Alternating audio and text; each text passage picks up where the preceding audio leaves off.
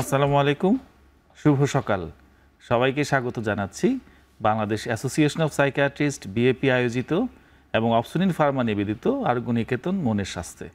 আপনাদের সঙ্গে আছি আমি ডাক্তার মোহাম্মদ তৈয়বুর রহমান রয়েল।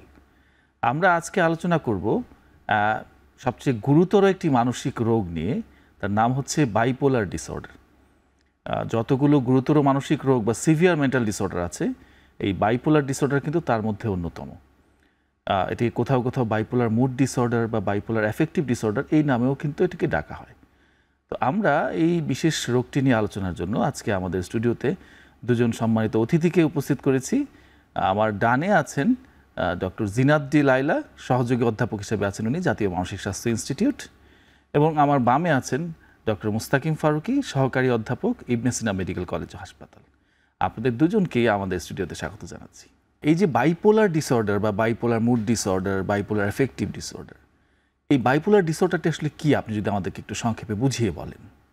এই যেমন আপনি শুরুতে আগেই বলেছেন যে এটি একটি গুরুতর মানসিক রোগ, তো এটি একটি আবেগজনিত গুরুতর মানসিক রোগ, যেটা আমরা বাইপোলার ডিসঅর্ডার বলে থাকি। সমস্যাটা আমাদের মুডের বা আমাদের আবেগের যে একটি অংশ, যেটা আমরা ইমোশন বলে থাকি, সেটিরই একটি অংশ হিসেবে আমাদের আসলে রোগের মধ্যে দেখা দেয়।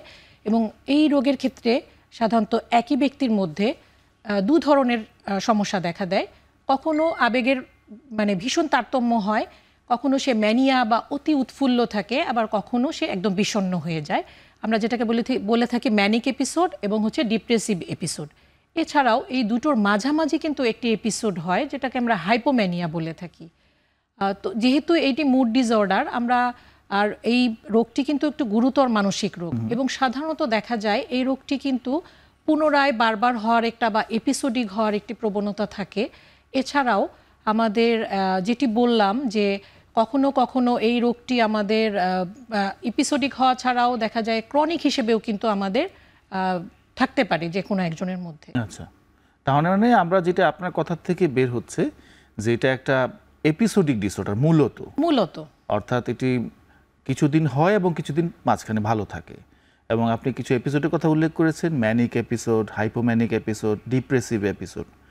আচ্ছা, তার মানে এটার এই দুই রকমের এপিসোড এটার মধ্যে থাকতে পারে বলেই কি আমরা সেটাকে বাইপোলার মুড ডিসঅর্ডার বলছি? একই ব্যক্তির মধ্যে যেমন দুই ধরনের থাকবে, যেটি বললাম, একটি ম্যানিক এপিসোড থাকবে এবং একটি ডিপ্রেসিভ এপিসোড থাকবে। একই সঙ্গে থাকতে পারে নাকি আসলে সাধারণত আলাদা আলাদা সময়ে থাকে? আলাদা আলাদা সময়ে থাকে, কখনো কখনো আবার একই সাথে কিন্তু মিক্সড এপিসোড হিসেবেও থাকে আমাদের। আচ্ছা, আমি ডক্টর মুস্তাকিম ফারুকি আপনার কাছে আসছি। এই যে অনেকগুলো শব্দ আমরা শুনলাম, ম্যানিক এপিসোড, হাইপোম্যানিক এপিসোড বা ডিপ্রেসিভ এপিসোড, এই যে দুটো পরস্পর বিরোধী এপিসোড আমরা দেখতে পাচ্ছি, ডিপ্রেশন বা ম্যানিয়া, হাইপোম্যানিয়া, আপনি কি আমাদেরকে এই ডিপ্রেশন বা হাইপোম্যানিয়া, ম্যানিয়া এগুলো সম্পর্কে একটু বলবেন যে আসলে এই এপিসোডগুলোতে ঠিক কি ঘটে থাকে, একটু সহজ দর্শকের সুবিধার্থে? ম্যাডামের কাছ থেকে শুনলাম যে এটা আবেগজনিত রোগ। এখানে মানুষের আবেগের দুইটা প্রেজেন্টেশন হয়, একটা হচ্ছে ম্যানিক ফেজ আর একটা ডিপ্রেসিভ ফেজ। মাঝামাঝি একটা জায়গা যে সম্পূর্ণ ম্যানিক হয় না, ম্যানিক হলে যতটা ইন্টেন্স হয় অসুবিধাগুলো, তার চেয়ে কিছুটা কম ইন্টেন্সিটি নিয়ে যখন এটা প্রেজেন্ট করে সেটাকে হাইপোম্যানিক ফেজও বলে। তো ম্যানিক ফেজ বলতে আসলে খুব উত্তেজিত একটা অবস্থা বোঝায়। আমি একটু সহজভাবে বলি, যেভাবে বললে মানুষ বুঝতে সহজ হবে। একদম বইয়ের ভাষা কিছু হয়তো থাকবে, অ্যাভয়েডও হবে হয়তো, তো একটু সহজ করেই বলি। ম্যানিক ফেজ মানে হচ্ছে আবেগের একদম চরম একটা পর্যায় বা উত্তেজিত অবস্থা, যে অবস্থাটায় মানুষ তার আবেগকে কন্ট্রোল করতে পারে না। মানুষ এই সময় দেখা যায় যে সিমটমসগুলো যদি আমরা বলি, প্রচুর কথা বলে, যে কথাবার্তাগুলোতে তার নর্মালি একটা মানুষ সুস্থ থাকলে যে কথাবার্তায় জড়ায় না, যে কথাবার্তাগুলোতে খুব একটা বলে না, সেরকম কথা বলতে থাকে। মানুষের ঘুম কমে যায়, এবং নর্মালি যখন কারো ঘুম কমে একটা সুস্থ মানুষের, সে এটা নিয়ে কমপ্লেইন করে যে আমি ঘুমাতে পারছি না। কিন্তু এই বাইপোলারের ম্যানিক ফেজে পেশেন্ট বলে যে ওনার যতটুকু ঘুম হচ্ছে সেটাই যথেষ্ট, অথবা ওনার এত বেশি কাজ আছে বা উনি এত বেশি এনার্জেটিক ফিল করেন যে উনি মনে করেন যে ঘুম হলে উনি কাজ করার সময় পাবেন না, এই জন্য ঘুমাতে চান না উনি, ঘুমের দরকার নাই। তারপর উনি যেসব কাজে নর্মালি ইনভলভ হওয়ার কথা না, সেই ধরনের কাজগুলোয় খুব বেশি ইনভলভ হয়ে যান, অনেক বেশি নিজেকে পাওয়ারফুল মনে করেন, অনেক বেশি গুরুত্বপূর্ণ ব্যক্তি হিসেবে নিজেকে প্রেজেন্ট করতে চান, আত্মবিশ্বাস বেড়ে যাচ্ছে, অনেক বেশি আত্মবিশ্বাস বেড়ে যায়, আত্মবিশ্বাস যেটা স্বাভাবিক না। অনেক সময় অনেক বেশি টাকা পয়সা খরচ করেন, নর্মালি যে লেভেলের টাকা পয়সা আমরা সাধারণত খরচ করি না। উনি হয়তো শপিংয়ে গেলেন, নর্মালি আমরা একটা শার্ট পছন্দ হলো, একটা গেঞ্জি 2টা শার্ট হয়তো কিনে, উনি দেখা যাচ্ছে 20টা 30টা বা 15-20টা জামা কাপড় কিনে ফেলছেন নিজের জন্য, মানে খরচটা নিয়ন্ত্রণ করতে পারছেন একদমই না। পারেন না। তারপর অনেক সময় অনেক বেশি রিলিজিয়াস প্র্যাকটিস শুরু করেন, অস্বাভাবিক, দেখা যাচ্ছে সারা রাত নামাজ পড়ছেন, অথবা যিনি যে ধর্মের আছেন সেই ধরনের ধর্ম প্র্যাকটিস করছেন, অথবা দায়িত্বপ্রাপ্ত মনে করে উনি মানুষজনকে দিনের পথে বা ধর্মের পথে ডাকা শুরু করেন, যেটা অনেক সময় নর্মাল যে ডিসেন্সি সেটাও ব্রেক করে ফেলে।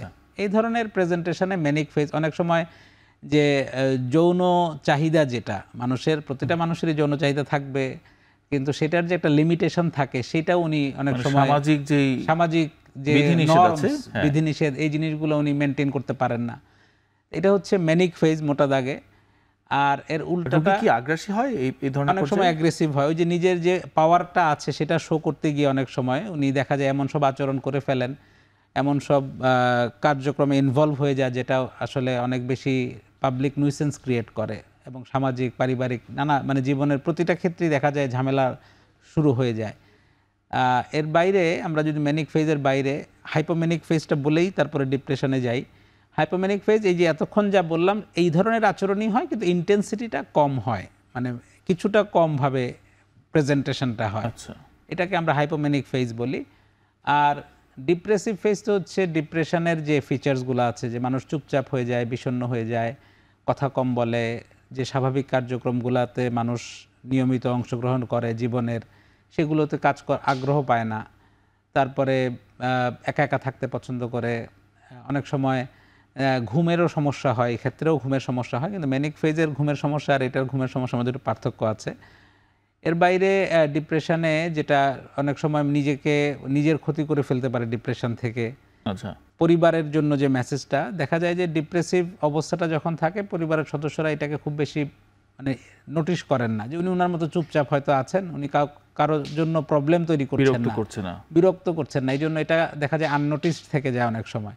কিন্তু ম্যানিক ফেজে যখন যায়, যখন নিজের জন্য ঝামেলা, সবার জন্য ঝামেলা করতে থাকেন, তখন মানুষ বা পরিবারের সদস্যরা এটা নিয়ে অনেক বেশি কনসার্ন হন বা বিপদে পড়ে ডাক্তারের কাছে আসেন। এরকম একটা প্রেজেন্টেশনে আমরা আমাদের রোগীগুলোকে পাই।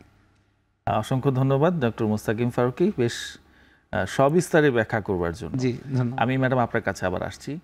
এই যে ডক্টর মুস্তাকিম ফারুকী বললেন যে এখানে ডিপ্রেসিভ ফেজ আছে, তার মানে আমরা এটাকে বাইপোলার ডিপ্রেশন বলতে পারি। আবার আমরা কিন্তু একটা এপিসোড করেছিলাম মেজর ডিপ্রেসিভ ডিসঅর্ডার নিয়ে। তো এই যে মেজর ডিপ্রেসিভ ডিসঅর্ডার বা আমরা যে ইউনিপোলার ডিপ্রেশন বা এই যে বাইপোলার ডিপ্রেশন, দুই জায়গায় আমরা ডিপ্রেশন দেখতে পাচ্ছি। তো এটার মধ্যে কোনো পার্থক্য আছে এই ডিপ্রেশন, এই দুই ধরনের ডিপ্রেশনের মধ্যে? অবশ্যই আছে, কারণ হচ্ছে আমরা যেটা মেজর ডিপ্রেসিভ ডিসঅর্ডার বা ইউনিপোলার ডিপ্রেশন বলে থাকি, সেখানে সাধারণত কিন্তু বারবার এই বিষণ্ণতা বা ডিপ্রেশনের এপিসোডগুলোই হয়। আর বাইপোলার ডিপ্রেশনে কিন্তু যেটি আমি আগেও বলেছি, একই ব্যক্তির মধ্যে তার একটি ম্যানিক এপিসোড থাকতে পারে, হাইপোম্যানিক এপিসোড থাকতে পারে। তো মূল পার্থক্যটা এখানেই যে ইউনিপোলার ডিপ্রেশন আর বাইপোলার ডিপ্রেশনের মধ্যে, যে বাইপোলার ডিপ্রেশনে অন্যান্য যেমন ম্যানিক, হাইপোম্যানিক, মিক্সড এপিসোডগুলো থাকে, আর সাধারণত ইউনিপোলার ডিপ্রেশনে সেটা আমরা পাই না, প্রতিবারই আমাদের ডিপ্রেসিভ এপিসোডগুলো হয়ে থাকে। আর এখানে আমাদের আরও একটি বড় হচ্ছে যে বাইপোলার ডিপ্রেশনের আসলে তীব্রতাটা একটু বেশি হয়। এখানে আমাদের দেখা যায় যে ডিপ্রেশনের মাত্রাটা অনেক বেশি পরিমাণ হয় এবং কখনো কখনো এখানে আত্মহত্যার প্রবণতাটা অনেক তীব্রতর হয়ে থাকে। সাধারণত ইউনিপোলার ডিপ্রেশনেও হয়, কিন্তু তীব্রতাটা আমরা একটু কম হয়ে থাকে। এবং আমাদের যেটি আরেকটি হয় যে একটু চিকিৎসার মধ্যেও আমাদের কিন্তু কিছু পার্থক্য থাকে, যেমন ইউনিপোলার বা বাইপোলার ডিপ্রেশনের যেহেতু বাইপোলার ডিসঅর্ডারটা বিভিন্ন এপিসোড হচ্ছে, তার মানে আমাদের যে রেগুলার যে ইউনিপোলার ডিপ্রেশন বা মেজর ডিপ্রেসিভ ডিসঅর্ডার সাধারণত অনেক সময় আমাদের লাইফ রিলেটেড স্ট্রেসের সঙ্গে জড়িত, আমাদের জীবনে নানা নেতিবাচক ঘটনার পরবর্তীতে এই ধরনের এপিসোড হয়। বাইপোলার ডিপ্রেশনে এরকম নাকি না বাইপোলার ডিপ্রেশনে কোনো কারণ ছাড়াও এই ধরনের ডিপ্রেসিভ এপিসোড আসতে পারে এবং সে খুব খারাপ বোধ করতে পারে? একটি অংশ হিসেবেও আপনার আসতে পারে, যেমন কখনো ম্যানিক এপিসোড, কখনো ডিপ্রেসিভ এপিসোড, এভাবে রোগের একটি ধরনের কারণেও হতে পারে। এছাড়াও আমাদের লাইফে স্ট্রেসফুল কন্ডিশনের কারণেও কিন্তু আমাদের ডিপ্রেসিভ এপিসোডগুলো আসতে পারে, যেমন কোনো মানসিক চাপ বা কোনো ধরনের সে একটা খুব সিচুয়েশনের মধ্যে দিয়ে যাচ্ছে, তার লাইফের খুব চাপযুক্ত সিচুয়েশনের মধ্যে দিয়ে যাচ্ছে। এই কারণগুলোতেও কিন্তু বা পারিবারিক বা পারিপার্শ্বিক অনেক চাপ বা স্ট্রেস যাই আমরা বলে থাকি, এগুলোর কারণেও কিন্তু আমাদের হতে পারে। এছাড়াও আমাদের কখনো কখনো দেখা যায় যে আমরা যদি ডিপ্রেশনের ক্ষেত্রে আমরা ঔষধ প্রয়োগ করে থাকি, অ্যান্টিডিপ্রেসেন্টের ফলে অনেক সময় আমাদের ম্যানিক এপিসোডটা আবার চলে আসতে পারে এই ক্ষেত্রে। এটা বাইপোলার ডিপ্রেশনের ক্ষেত্রে এই জিনিসটা হতে পারে। বাইপোলার আর আপনি আরেকটু বলছেন যে এই দুই ধরনের ডিপ্রেশনের চিকিৎসা পদ্ধতির মধ্যে একটু পার্থক্য আছে। আমি চিকিৎসা পদ্ধতি নিয়ে আসবো একটু পরে, তার আগে আমি আবার একটু ডক্টর মুস্তাকিম ফারুকের কাছে যাচ্ছি। এই যে আমরা শুনলাম, তাহলে একটা মানুষকে ঠিক কিভাবে রোগটা নির্ণয় করা হয় যে হ্যাঁ উনি বাইপোলারে ভুগছেন? আমি কখন বলবো বা এই ডায়াগনোসিসটা লিখতে পারবো যে উনি বাইপোলার ডিসঅর্ডার? ডাক্তারের কাছে তো না আসলে রোগের ডায়াগনোসিস হবে না, এক নাম্বার কথা। অবশ্যই। তো পেশেন্ট, বাইপোলারের পেশেন্ট বা যে কোনো ধরনের মানে বড় যে গুরুতর মানসিক রোগগুলায় মানুষ ভুগে, পেশেন্ট সাধারণত নিজে বুঝতে পারেন না যে উনি অসুস্থ। তো সেক্ষেত্রে তার মানে ইনসাইট থাকে না। ইনসাইট থাকে না, আমরা এটাকে ইনসাইট বলি, যে যার অসুখ সে নিজেই যদি বুঝতে পারে যে সে অসুস্থ, তার ইনসাইট আছে। সে যখন বুঝতে পারে না, তার আমরা বলি ইনসাইট নাই। তো ওই যে বললাম যে যখন ম্যানিক ফেজ নিয়ে প্রেজেন্ট করে, তো পরিবারের সদস্যরা অথবা বন্ধুবান্ধব, আত্মীয় স্বজন, তারা বুঝতে পারে যে ওনার মধ্যে কোনো একটা সমস্যা যাচ্ছে। না হলে উনি এরকম আচরণ তো করার কথা না। একটা সুস্থ মানুষ ছিলেন, হঠাৎ করে অস্বাভাবিক আচরণ করছেন। এরকম অদ্ভুত প্রেজেন্টেশনগুলো যখন নিয়ে উনি মানে প্রেজেন্ট করেন, তখন পরিবারের দায়িত্ব অথবা বন্ধুবান্ধবের দায়িত্ব যে ওনাকে নিয়ে একজন চিকিৎসকের কাছে যাওয়া। তো বিশেষজ্ঞ চিকিৎসক ওনার রোগ শুনবেন, প্রেজেন্টেশনগুলো জানবেন, তো জেনে উনি লেবেল করতে পারবেন যেটা আসলে একটা অসুখ। তো এই জন্য ডাক্তারের কাছে আসাটা হচ্ছে সবচেয়ে গুরুত্বপূর্ণ। এক্ষেত্রে কোনো পরীক্ষা নিরীক্ষার প্রয়োজন আছে নাকি শুধু ইতিহাস থেকে আমরা রোগটা নির্ণয় করব?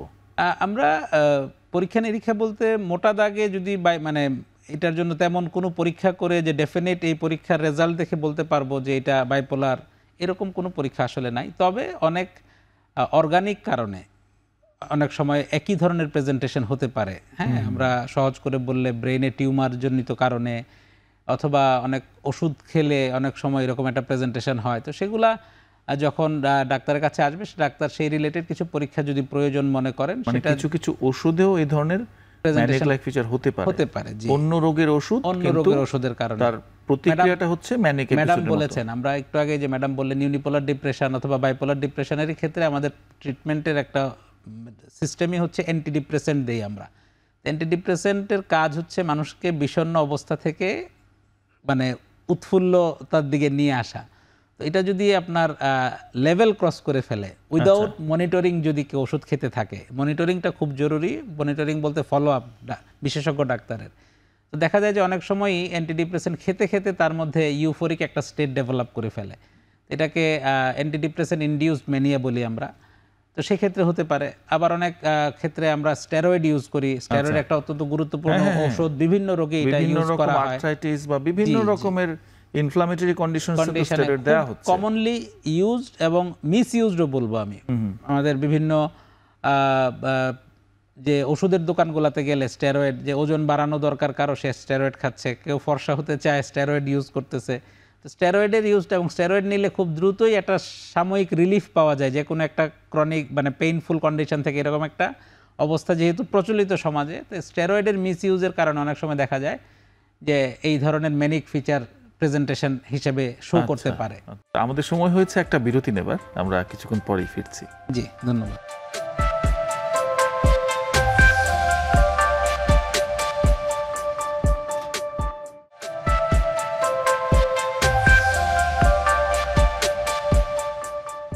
ফিরে আসলাম বিরতির পর। আপনারা দেখছেন অপসনিন ফার্মা নিবেদিত আরোগ্য নিকেতন মনের স্বাস্থ্য।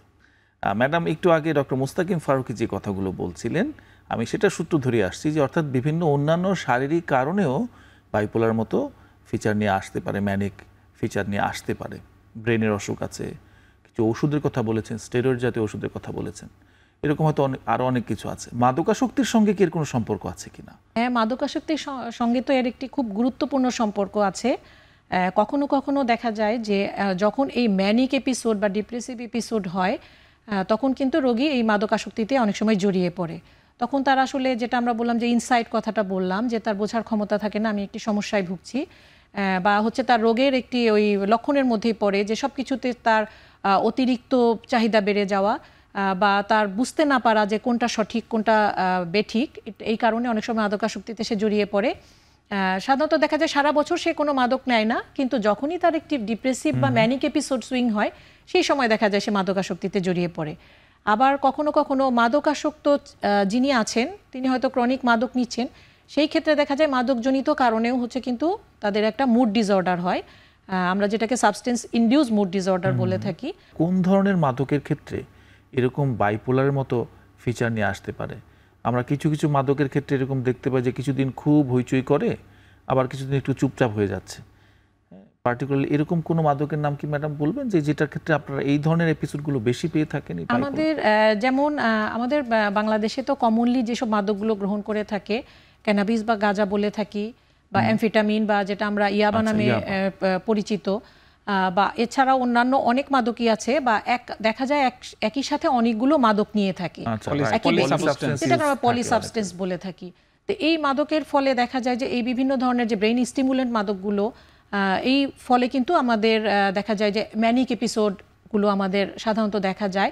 আবার কখনো কখনো এই সেম মাদকের প্রভাবের ফলে যখন সে নিচ্ছে না বা হচ্ছে একটু কম মাত্রায় নিচ্ছে বা নিচ্ছে, তখন কিন্তু তার দেখা যাচ্ছে তার ব্রেইনের স্টিমুলেশন কমে যাচ্ছে, সেই সময় তার বিষণ্ণতার মতো একটা সে তার কিছু লক্ষণ তার মধ্যে দেখা যাচ্ছে। তার মানে এটাও কিন্তু একটা যে মাদক নিচ্ছে, আসলে মাদকের কারণে তার এক ধরনের এপিসোডিক কিছু হচ্ছে, সেটা ওইরকম বাইপোলার ডিসঅর্ডার না, বাইপোলারের সাথে একদম টিপিক্যাল যে লক্ষণ সেটার সাথে মেলানো যাবে না, একটু পার্থক্য হয়। আবার কখনো কখনো একটু বাইপোলারের মতো আর কি লক্ষণগুলো সাধারণ মানুষের প্রকাশ পায়, একটা বিভ্রান্তিতে পড়ার সুযোগ আছে। হ্যাঁ, অবশ্যই। আচ্ছা, মুস্তাকিম ফারুকী, আপনি আমাদেরকে একটু বুঝিয়ে বললেন যে তাহলে আমরা নির্ণয় করলাম যে এই মানুষটি বাইপোলার ডিসঅর্ডারে ভুগছেন, তার চিকিৎসা পদ্ধতিটা আসলে কেমন হবে? চিকিৎসা পদ্ধতি বাইপোলার ডিজিজের ক্ষেত্রে আমরা এটাকে যদি সহজে বলতে চাই, বায়োসাইকোসোশ্যাল অ্যাপ্রোচে আমরা চিকিৎসায় যাব। আচ্ছা, বায়োসাইকোসোশ্যাল অ্যাপ্রোচ বলতে এখানে সাইকোলজিক্যাল কিছু কম্পোনেন্ট থাকবে, মেডিকেশন থাকবে, এই অ্যাপ্রোচে আমরা চিকিৎসায় যাব। তো শুরুতে আমরা যদি সাইকোসোশ্যাল অংশটার কথা বলতে চাই, আপনি সাইকোসোশ্যাল অংশটার ব্যাপারে আর তাহলে শুরুতে বলছেন বায়োলজিক্যাল মানে ঔষধ। জি, তো এখানে কোনটা বেশি গুরুত্বপূর্ণ? দুইটাই গুরুত্বপূর্ণ।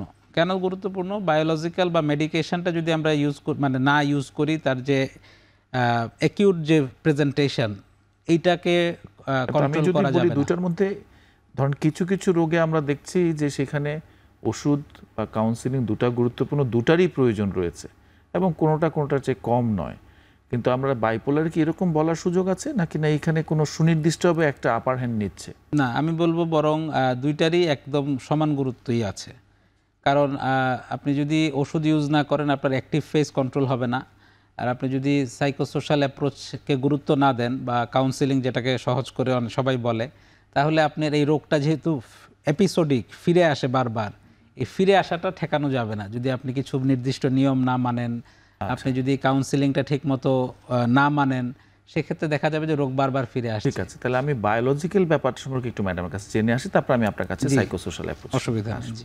হ্যাঁ, বায়োলজিক্যাল এটা হচ্ছে যেমন কখনো কখনো আমরা ব্যবহার করি, আমি ওষুধের আগে আসি যে কখনো কখনো আমাদের রোগের তীব্রতা এত বেশি হয় যে ম্যানিক এপিসোড বা ডিপ্রেসিভ এপিসোডে যে আমাদের কিন্তু হসপিটালে ভর্তি রেখে চিকিৎসার প্রয়োজন হয়। মানে আমি যে প্রশ্নটা জানতে চাচ্ছিলাম যে আমরা সাইকোসোশ্যাল অ্যাপ্রোচ অবশ্যই চলবে, ওষুধের কি কোনো বিকল্প আছে কিনা বাইপোলার ডিসঅর্ডারের ক্ষেত্রে? ওষুধ ছাড়া চিকিৎসার কোনো সুযোগ আছে? হ্যাঁ, ওষুধ ছাড়াও আমাদের চিকিৎসারই আছে। যেমন হচ্ছে যদি আমাদের একটু হাইপোম্যানিক বা ম্যানিক এপিসোড হয়, কখনো কখনো আমরা ঔষধ প্রয়োগ ছাড়াও যে রোগীর সাথে সহমর্মিতা, রোগীর সমস্যাগুলো বোঝা বা কোনো সেই স্ট্রেসফুল কন্ডিশনে আছে কিনা সেই জিনিসগুলো কমানো, বা রোগীর সাথে তর্ক বিতর্কে না জড়ানো, বা হচ্ছে রোগী কি সমস্যা মানে তার প্রবলেমের ফলে যে তার আসলে এই যে রোগের তীব্রতাটা বাড়ছে সেই জিনিসগুলো আসলে একটু কমিয়ে আনার চেষ্টা করা। এছাড়া আমরা সেটা কি ওষুধ ছাড়া রোগী ভালো হবে? না, ওষুধ ছাড়া সব ক্ষেত্রে ভালো হবে না। আমি যেটা বলছি যে রোগের তীব্রতাটা যদি একটু কম হয় সেসব ক্ষেত্রে, বা কোনো চাপের কারণে বা কোনো স্ট্রেসের কারণে যদি তার এই হয়ে থাকে, তাহলে আমরা সেগুলো কমিয়ে আনার চেষ্টা করব। সেই ক্ষেত্রে আমরা বলবো না যে ওষুধের প্রয়োজন নেই, বা আমরা প্রয়োজন মানে ক্ষেত্রে কিন্তু আমরা ওষুধ প্রয়োগ করবই। এবং যেটা আমি বললাম যে তীব্রতা বেশি হলে কিন্তু আমরা হসপিটালে ভর্তি রেখে আমরা বিকল্প চিন্তাও করব। এবং আমরা বায়োলজিক্যাল যেটা আমরা জানতে চাইলেন যে বা আমরা ফার্মাকোলজিক্যাল বলে থাকি, এই চিকিৎসার ক্ষেত্রে আমাদের রোগীকে সাধারণত যদি রোগী খুব উত্তেজিত হয়, রোগী যদি খুব মানে আগ্রাসী হয়ে থাকে বা সে ভাঙচুর করছে, সেই ক্ষেত্রে আমরা আসলে রোগীকে আমরা ঔষধ প্রয়োগ করব। কখনো কখনো আমাদের এমনও প্রয়োজন হয় যে আমাদের ইনজেকশন প্রয়োগ করতে হয়, এবং রোগের তীব্রতা কমে আসলে আমরা আস্তে আস্তে আসলে সেই জিনিসগুলো কমিয়ে নিয়ে আসি। যেহেতু এটা মুড ডিসঅর্ডার, আমাদের মুড ডিসঅর্ডারের ক্ষেত্রে আমাদের কিছু মুড স্ট্যাবিলাইজার ওষুধ দেওয়ার প্রয়োজন থাকতে পারে। ঘুমের সমস্যা থাকে, সেই ঘুমের সমস্যার জন্য আমাদের কিছু অ্যাংজিওলাইটিক আমরা প্রয়োগ করে থাকি। এছাড়া যদি ডিপ্রেসিভ এপিসোড হয় তাহলে আমরা ওই ডিপ্রেশনের তীব্রতাটা আমরা মেজার করে সেই ক্ষেত্রে আমরা প্রয়োজনীয় আমরা ওষুধ প্রয়োগ করব। আচ্ছা, তার মানে এই ক্ষেত্রে ওষুধ লাগছে, কিন্তু ওষুধটা যাতে সে ঠিকমতো খায় বা ওষুধের যাতে ধারাবাহিকতা থাকে বা তার মাত্রা অনুযায়ী যাতে ওষুধটা প্রয়োগ করা হয়, এবং সেটা চিকিৎসক দেখবেন, এবং এই সিস্টেমের ভিতরে ফলো আপের ভিতরে থাকা বা এই চিকিৎসাটাকে কন্টিনিউ করার ব্যাপারে সাইকোসোশ্যাল অ্যাপ্রোচের যথেষ্ট ভূমিকা আছে। প্রায় পার্টিকুলারলি তার লাইফ স্ট্রেস বা যেই ধরনের পারিপার্শ্বিক অবস্থার কারণে রোগটার বেড়ে যাওয়ার সম্ভাবনা থাকে সেগুলোকে কিছুটা নিয়ন্ত্রণ করে নেওয়া। তো আমি তাহলে সাইকোসোশ্যাল অ্যাপ্রোচটা যেটা বলছিলাম একটু আগে, আমি তাহলে মুস্তাকিম ফারুকী আপনার কাছে আবার একটু আসছি।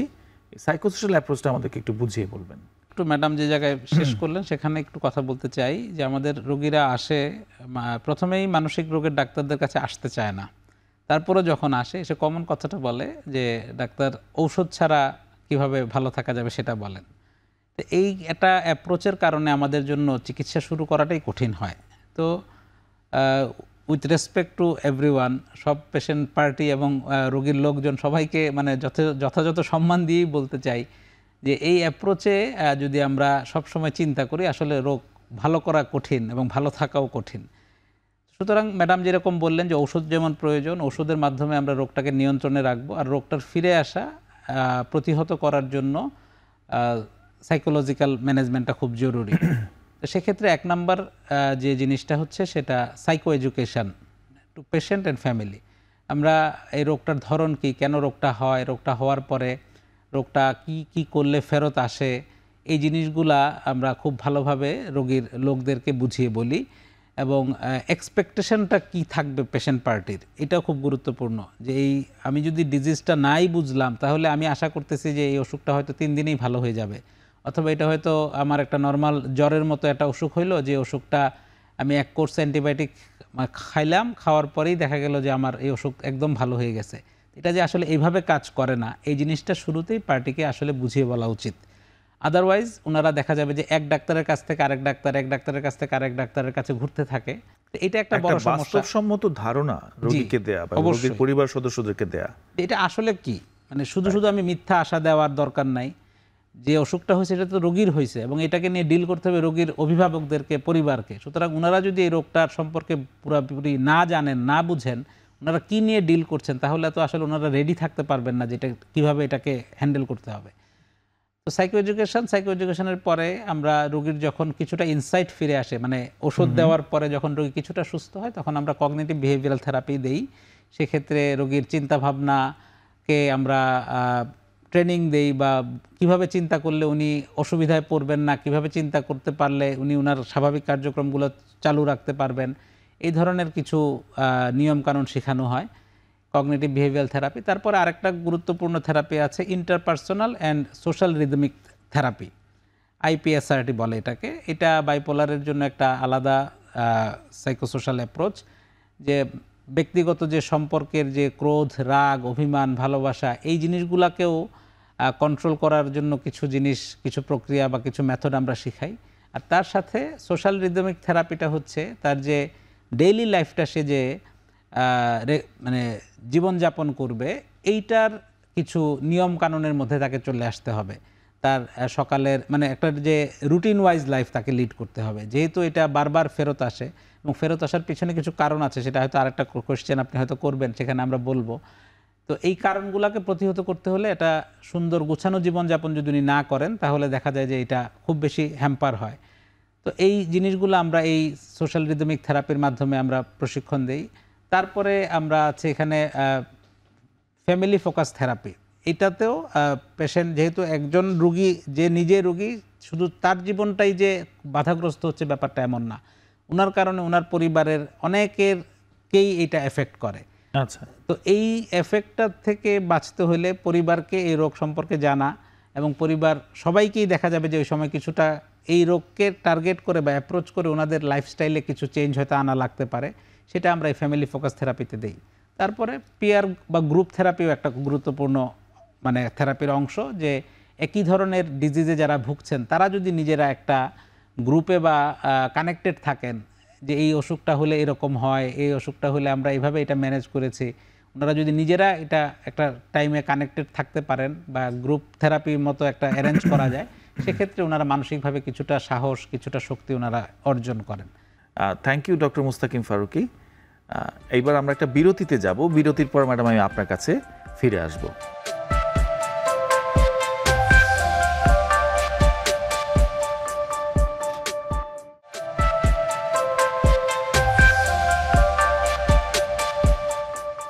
বিরতির পর ফিরে আসলাম অপসনিন ফার্মা নিবেদিত আরোগ্য নিকেতন মনের স্বাস্থ্যে।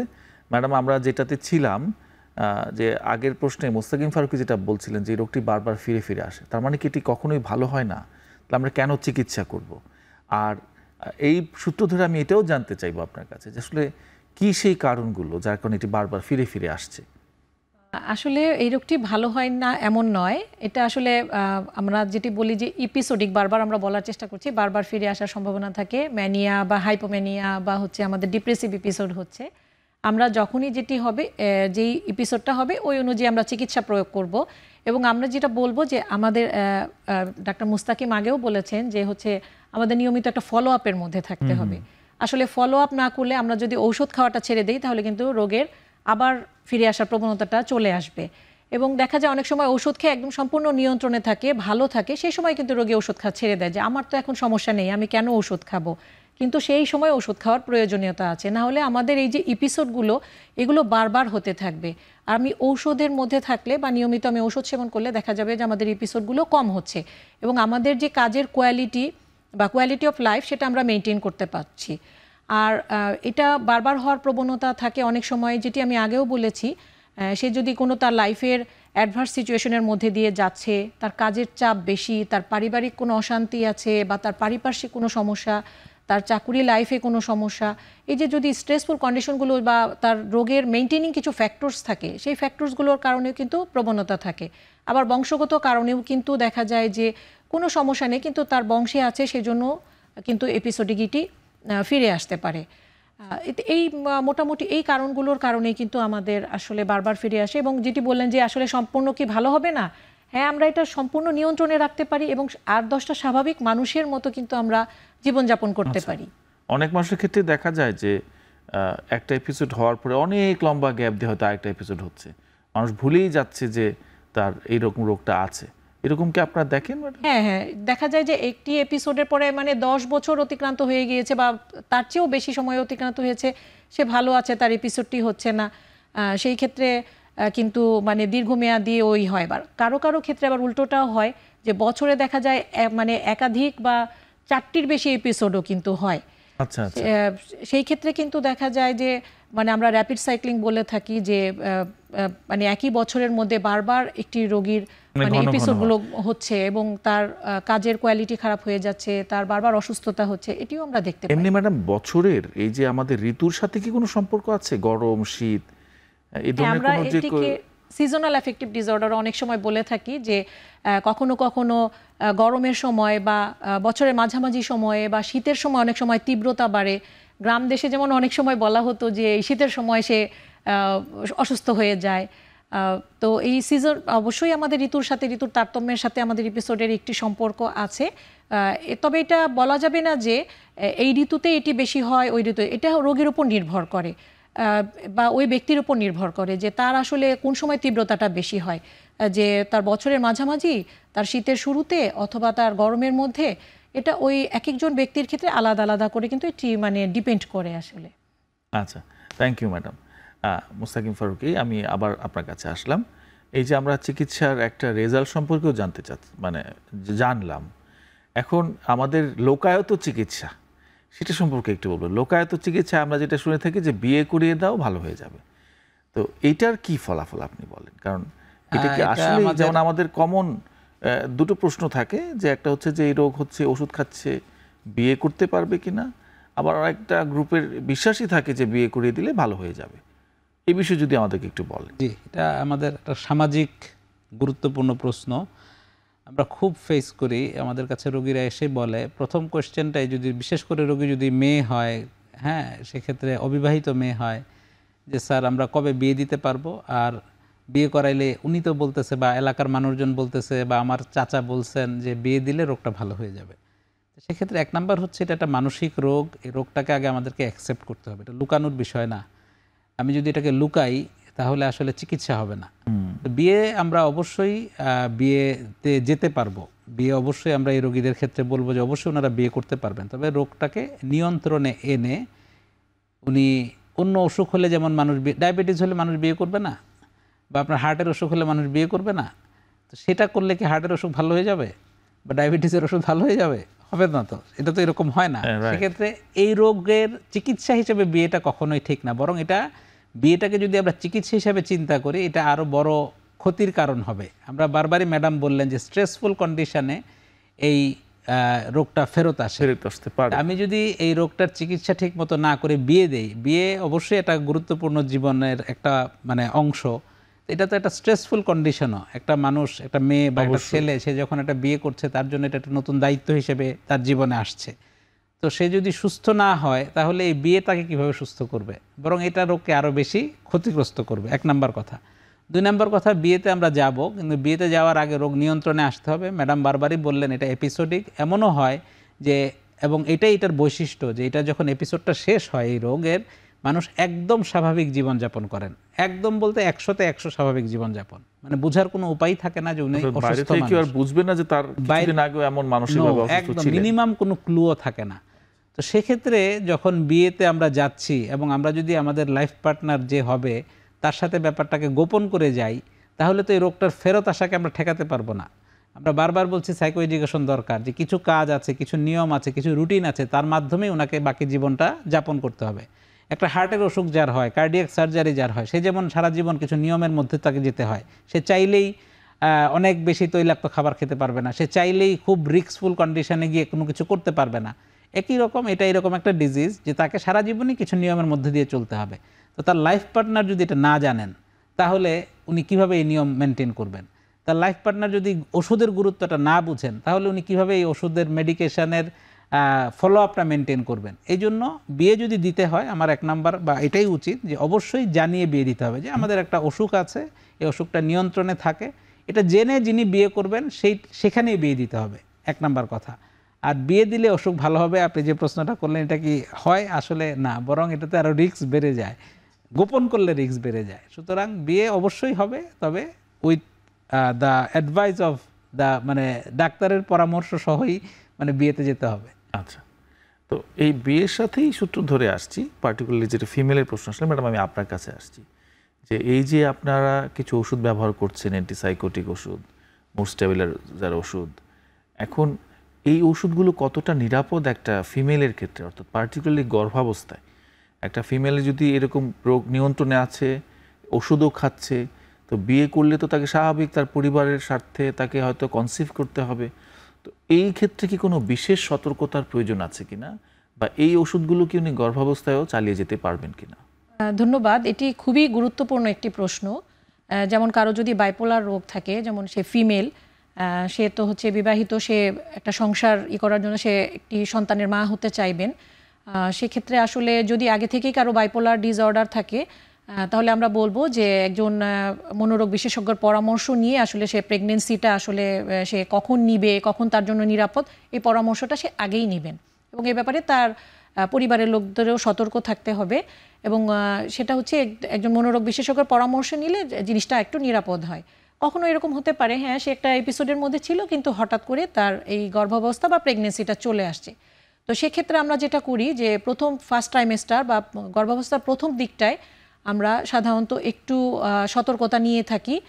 কখনো কখনো যদি রোগের তীব্রতা কম থাকে সেক্ষেত্রে আমরা চেষ্টা করি যে ঔষধ না প্রয়োগ করার জন্যই, এবং পাশাপাশি যাতে আমাদের গর্ভের সন্তানটা নিরাপদ থাকে সেরকম ফলিক অ্যাসিড বা অন্যান্য কোনো আমাদের নিরাপদ ঔষধগুলো আমরা দিয়ে থাকি, এবং আমরা গাইনি এবং অবস্টেট্রিক বিশেষজ্ঞর পরামর্শে আমরা থাকতে বলি, এবং আমরা যখন তার যদি এই এপিসোডটা বা এই প্রেগনেন্সি অবস্থায় এপিসোডটা তার কম থাকে, আমরা চেষ্টা করব সর্বনিম্ন এবং যে নিরাপদ ঔষধ আমাদের আছে সেই ওষুধগুলো দেওয়ার জন্য। ম্যানিক এপিসোড হোক বা হচ্ছে ডিপ্রেসিভ এপিসোড হোক, সেটি যদি রোগের ওই গর্ভাবস্থায় বা প্রেগনেন্ট অবস্থায় যদি খুব তীব্রতর হয়, সেক্ষেত্রে কিন্তু রোগী দেখা যাবে নিজের যত্ন নিবে না, নিজের খাওয়া দাওয়া, গোসল, ঘুম বা নিজের সব কিছু তার হ্যাম্পার হতে থাকে। সেই ক্ষেত্রে কি হবে, বাচ্চার কিন্তু হচ্ছে বাচ্চাটার গর্ভের বাচ্চারও ক্ষতি হতে পারে। বাচ্চার হয়তো গর্ভাবস্থায় গ্রোথটা ঠিকমতো হবে না, বা এটাও একটু বাচ্চার জন্য কিন্তু ঝুঁকির মধ্যে পড়ে যাবে। সেই ক্ষেত্রে আমরা বলবো গর্ভাবস্থায় আমাদের অনেক নিরাপদ ঔষধ আছে যেটা আমরা প্রয়োগ করে থাকি, এবং আমরা একদম নিরাপদ মাত্রায়, যেটি সন্তানের কোনো ক্ষতি করবে না এবং মায়ের জন্য হবে, সেই ওষুধগুলো কিন্তু আমরা দিয়ে থাকি। পাশাপাশি আমাদের যদি ঔষধে সীমাবদ্ধতা থাকে, আমাদের কিন্তু আরেকটি চিকিৎসা পদ্ধতি আছে যেটাকে আমরা ইলেকট্রোকনভালসিভ থেরাপি বলে থাকি। ম্যাডাম, আমি আপনার এই ইলেকট্রোকনভালসিভ থেরাপিতে আসবো। আমাদের সময় হচ্ছে সর্বশেষ বিরতিতে যাবার, আমি বিরতির পরে আপনার কাছে ফিরছি।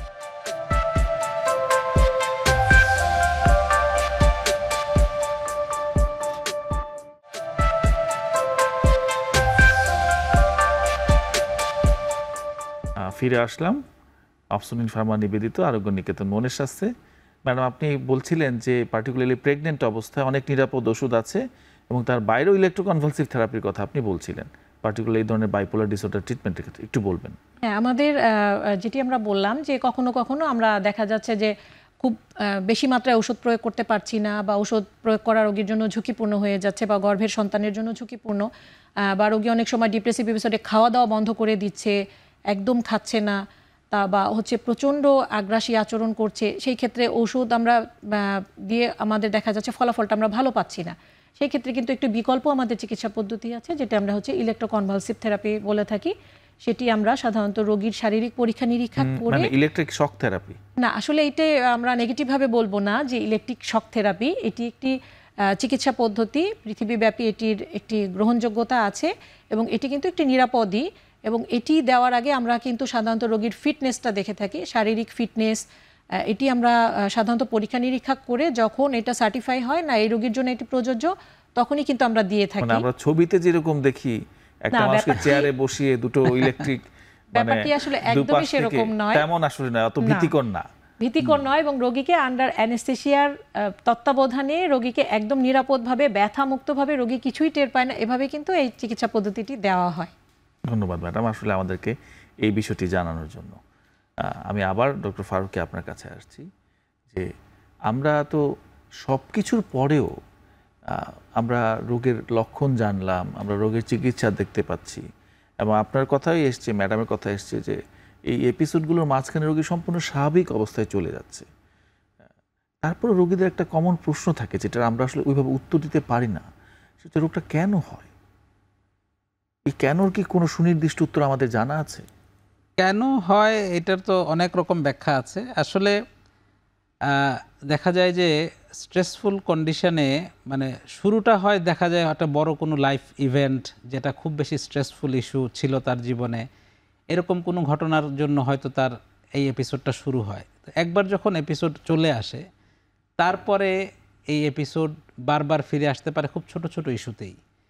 তো এই ইস্যুগুলা, এটা কি জেনেটিক? জেনেটিক, অবশ্যই জেনেটিক একটা লোডিং আছে। দেখা যায় যে যাদের বাবা অথবা মা অথবা পরিবারের একদম ফার্স্ট রিলেটিভ যারা আছেন, তাদের কারো যদি মামা চাচা ভাই বোন এরকম কারো যদি এই ধরনের অসুখ থেকে থাকে, তাহলে অবশ্যই একটা ঝুঁকি থাকে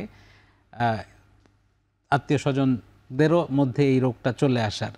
আবার জেনেটিক কোনো কানেকশন নাই, তাদেরও এই রোগ হতে পারে। সাবস্টেন্স ইউজ একটা খুব গুরুত্বপূর্ণ কারণ এই অসুখ হওয়ার জন্য। সাবস্টেন্স বলতে নেশা বলতে যেটা বলি আমরা, যে নেশা যখন করে, সাধারণ ধরেন কেউ নেশা করে না, তার তো এই অসুখ হতেই পারে।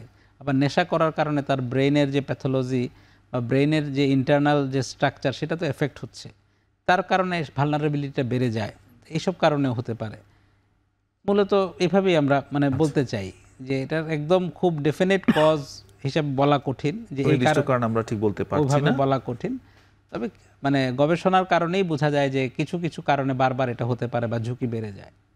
Thank you madam. আমরা তো আমাদের আলোচনার প্রায় শেষ পর্যায়েই চলে এসেছি।